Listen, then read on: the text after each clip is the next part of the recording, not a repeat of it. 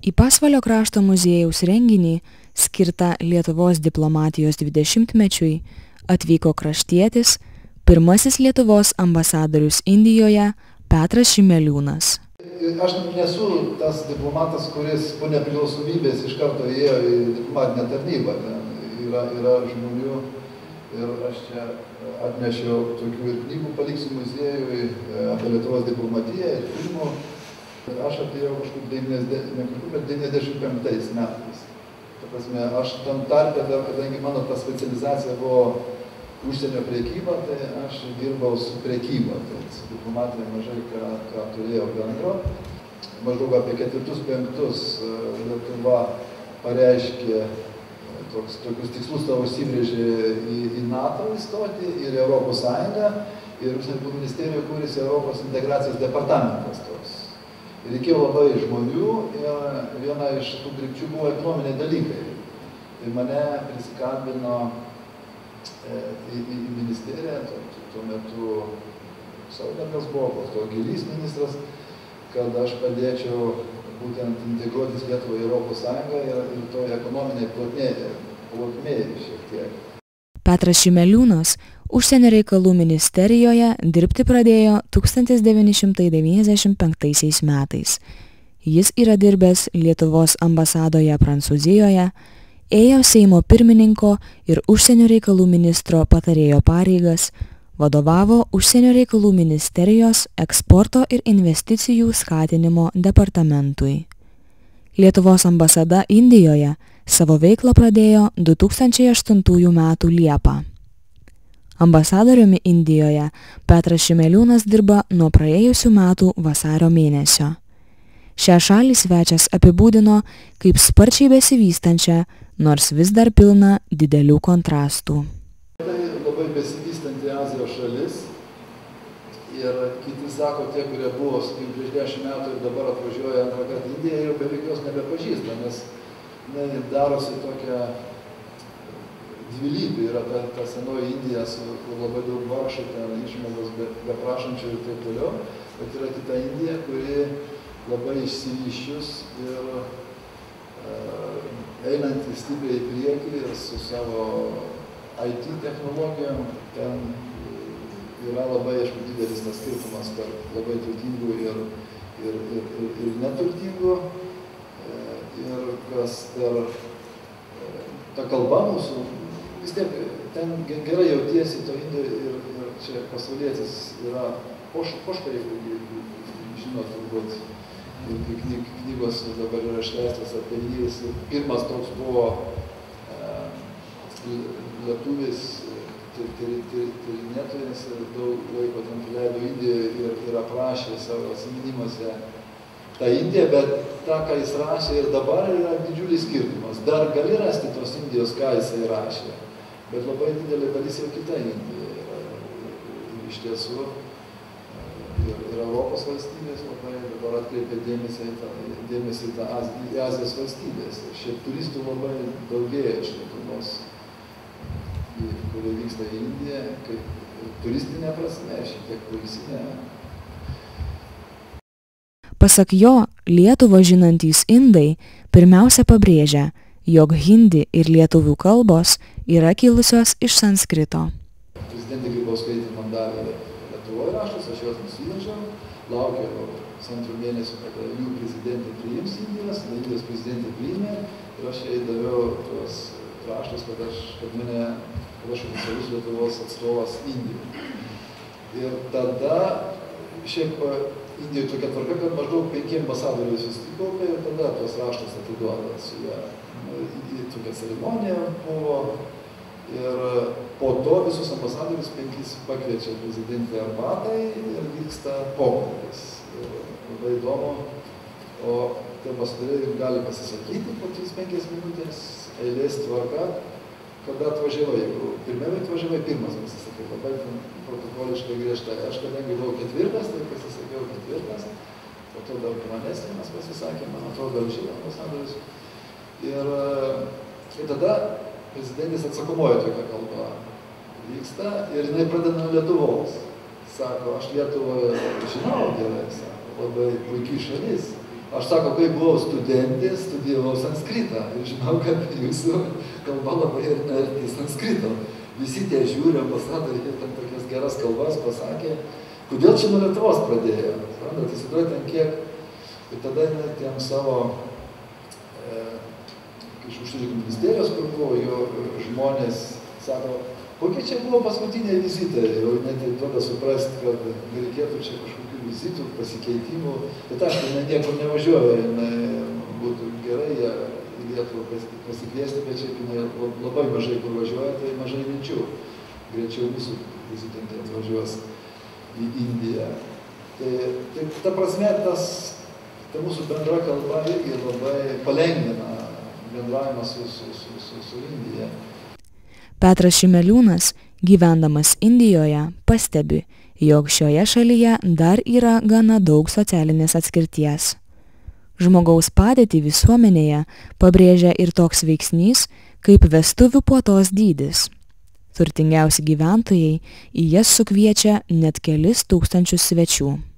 Valstybė įvedė tokį cenzą, nes ten yra, kuo didesnis vestuvės, tuo geriau yra pasirodyti. Jo tokius buvo 2000 žmonių, 3000. Tai yra pinigų mėtymas iš esmės. Jie visą gyvenimą dirba ir paskui išmeta. Net to maisto nebesuvalgo, o daug alkanų yra. Nes susikoncentruoja į tas 2 dienas, priveža daug maisto priperka, nebesuvalgo, nėra kur dėtis. Tarnai jau nebesuvalgo, vis tiek jis įsigenda. Tai valstybė žiūri, seka ir valstybė dabar įvedė kažkokią sumą. Aš negaliu pasakyti, kiek ten tų tūkstančių ar 100 tūkstančių, jeigu doleriais ta suma, bet tai didelė pakankamai, kurios negali viršyti.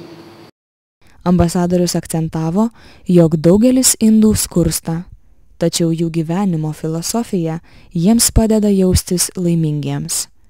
Pasak jo, dar nėra tekę sutikti pikto ar agresyvaus indo. Indijos žmonės labai puoselėja šalies tradicijas, stiprina žmonių patriotiškumą, turi daugybę tradicinių ir valstybės švenčių. Norint, kad indas imtų tavimi pasitikėti ir ištesėtų duotą pažadą, reikia prieš tai su juo susitikti asmeniškai ir susidraugauti. Pasakodamas apie Indijos valgių ypatybės, jis paminėjo, jog dauguma patiekalų mums yra per aštrūs. Dauguma produktų indai perka turguose, kurie yra visada švieži. Indijoje yra daug vegetarų ir abstinentų, ypač tarp išsilavinusių žmonių. Susitikimo dalyvius ambasadorius pavaišino lauktuvėmis iš Indijos, riešutais su indiškais prieskoniais. Ambasadorius, kalbėdamas apie šalies išskirtinumus, dar papasakojo apie Indijos žmonių ramų gyvenimo būdą. Jie niekada niekur neskuba, net ir į oficialius priėmimus bei vakarėlius. Aš jau žinodavau, kad niekada neateik laiku, nes ten iš viso bus nepatogu, nes jie neturės ką veikti su pačiu. Bet galvoju, pusę valandos, jeigu pavėluosi, tai tvarkoja. Vis tiek, kažkaip nebepatogu to jau, bet pasirodo vis tiek blogai. Tada atsibosta ten būti pirmas. Ir ten niekur valgyti neduoda, ten kažką atsikėlė duoda, nešioja. Ir iš esmės, jeigu parašyta, kad vakarienė 7 valandą, tai geriausia ateiti kokią 8:30-9. Tada dar pabūsi pusę valandos, gal valandą, tada gausi vakarienės, ir išeisi. Jeigu ateisi 7 arba 7:30, tai tu lauksi, kol visi susirinks. Laukia, kol visi susirinks. Iki 9 stovėdamas ir tik tada, ir dažnai ten tokius duoda kartais valgyt, nešioja kažką, kokius čipsus ar panašiai, kažkokius užkandėlės, jau prisivalgai ten ir jau ten tos vakarienės nedėlioja. Pasvalio krašto muziejuje kraštietis Petras Šimeliūnas susitiko ne vieną savo bendraklasį. Į susitikimą muziejuje atėjo buvę Petro Šimeliūno mokytojai bei studijų draugai. Paralelinėje klasėje tuometinėje Pasvalio vidurinėje mokykloje su Petru Šimeliūnu mokėsi ir Pasvalio rajono mero pavaduotojas Povilas Balčiūnas.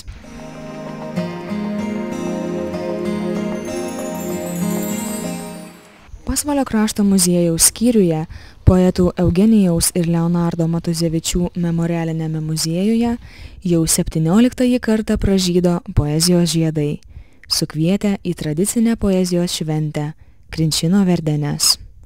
Renginį vedė mokytoja Regina Grubinskienė ir studentas Gediminas Kaminskas. Tradiciškai atminimo sode aukurą uždegė šventės svečiai – poetai Aidas Marčėnas, Vladas Braziūnas ir docentė Genovaitė Jusaitienė. Poezijos šventės dalyvius originaliai pasveikino Pasvalio rajono savivaldybės administracijos direktoriaus pavaduotojas Paulius Petkevičius. Širmi žirgai baltos kojos, širmi žirgai baltos kojos, per upelį plaukia, per upelį plaukia. Poezijos šventėje Krinčino Verdenės šiemet dalyvavo ir poeziją skaitė poetas Aidas Marčėnas. Tai jaunosios kartos lietuvių poetas, kritikas, Lietuvos rašytojų sąjungos narys, nacionalinės premijos laureatas. Išeiti ir užputoja ievos ir plėšos kliautą vyturiai ir pro pirštus pažiūri Dievas kaip Dievas elementariai ir šventas Jonas nesulaukia tavęs kaip Jono negudraus ir juodas basiliskas kaukia šitą vėl elementaraus, kad knyga atsivers mergaitė, kad vasara netruks praeiti, kad ryjantis save grubus,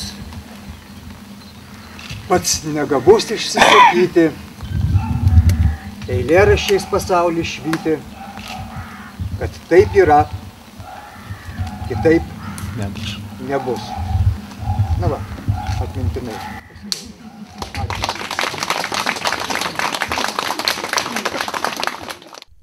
Jo kūryba moderni, ji nuneša skaitytoją į kitokį pasaulį, priversdama patikėti, jog būtent jame egzistuojančios vertybės yra tikrosios. Krinčino Verdenėse koncertavo saksofonininkas Petras Vyšniauskas.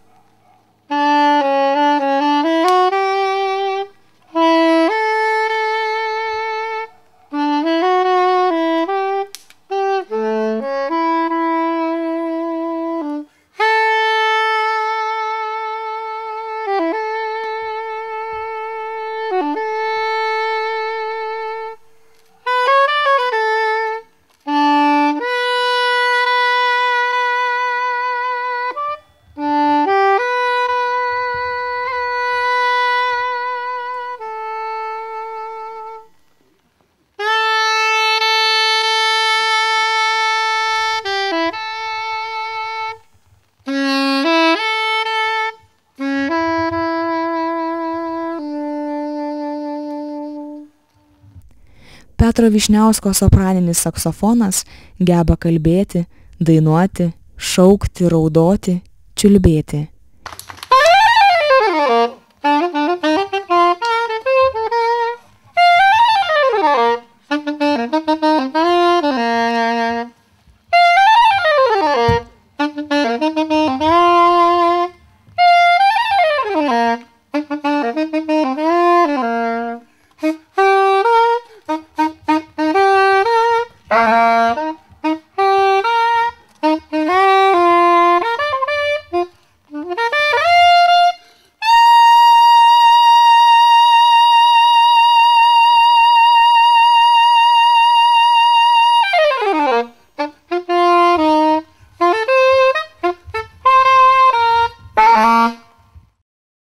Savo poetinę kūrybą dalijosi vyresnio amžiaus literatai ir jauni kūrėjai, gimnazistai ir studentai, Pasvalio literatų klubo Užuovėja nariai.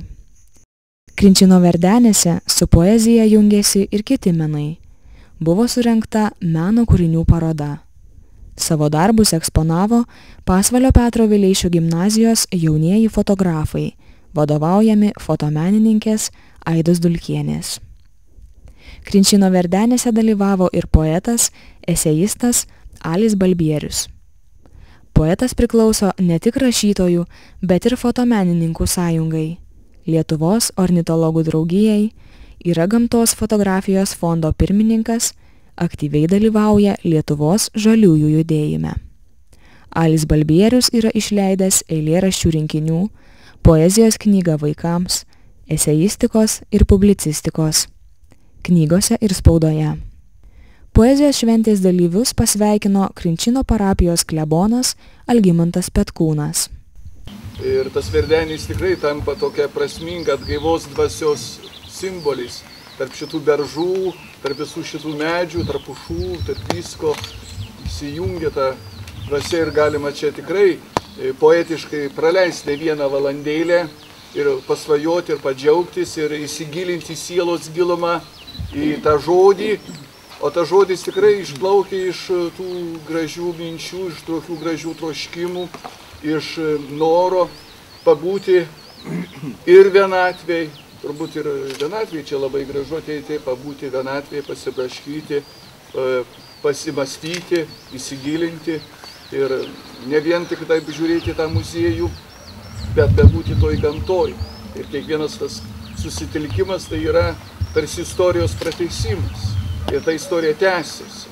Tęsiasi su šia diena, tęsiasi, grįžtam į praeitį, vėl iš naujo, einam į pirmin ir kiekvieną kartą mes atsigauname. Poezijos šventėje dalyvavęs poetas Vladas Braziūnas skaitė savo kūrybos eiles. Jam pritarė saksofonininkas Petras Vyšniauskas. Inkščiančią ugnį pašėriau ir tyliai sėdėjau, žvelgdamas valtį burtažodžių plaukiant pro plazdantį laiką, žiemiškas jūras, keleivijų vienišą dievą, nešant į atvirus vandenis, plynus ir nebesulaikomus. Niūrų šviesų atvašynai, šliaužė sienojais ir siekė, tinklą raudoną užmesti, nuskesdinti duonkepės valtį.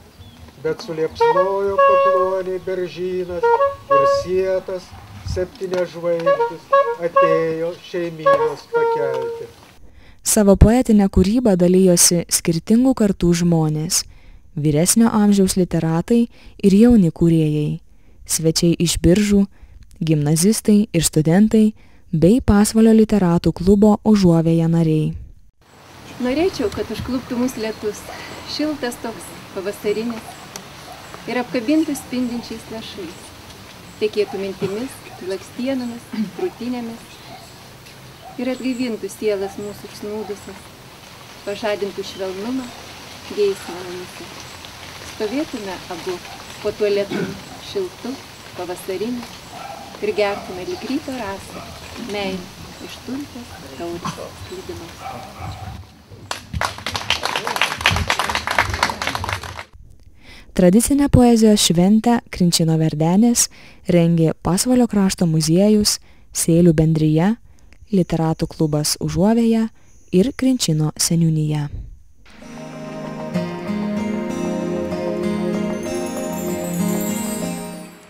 Pasvalio Smegduobių parke tradiciškai buvo švenčiama vasaros šventė – Joninės.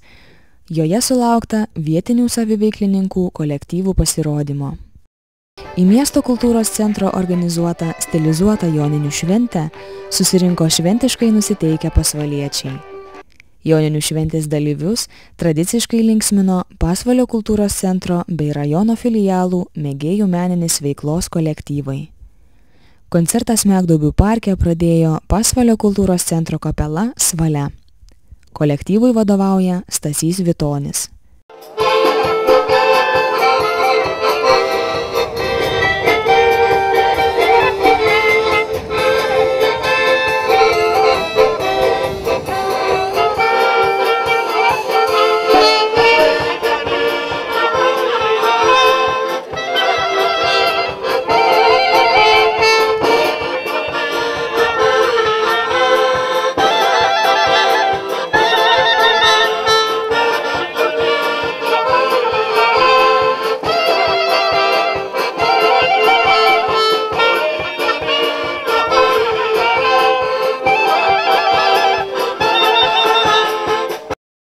Ąžuolo vainikais puošėsi ne tik linksmi varduvininkai Janinos ir Jonai, bet ir kultūros centro folkloro ansamblis Rags, savo dainomis priminęs apie pirmąją meilę.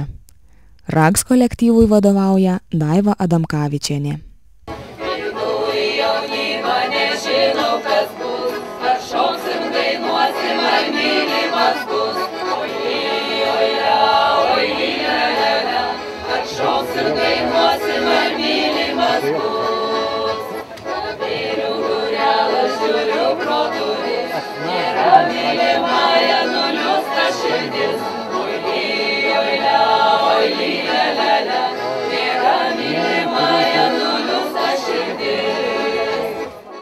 Joninių šventės metu žiūrovams netrūko atrakcijų.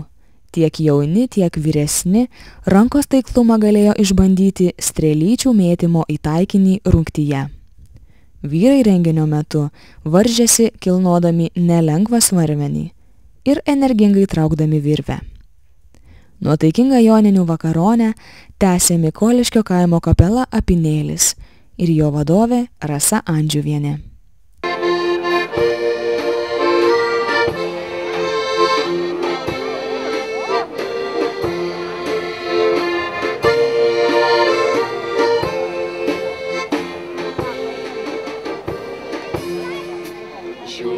Žiūriu, kasgi ten, prie altoriaus eina, mylimoji su kitu, aukso žiedus maino. Mylimoji su kitu, aukso žiedus maino.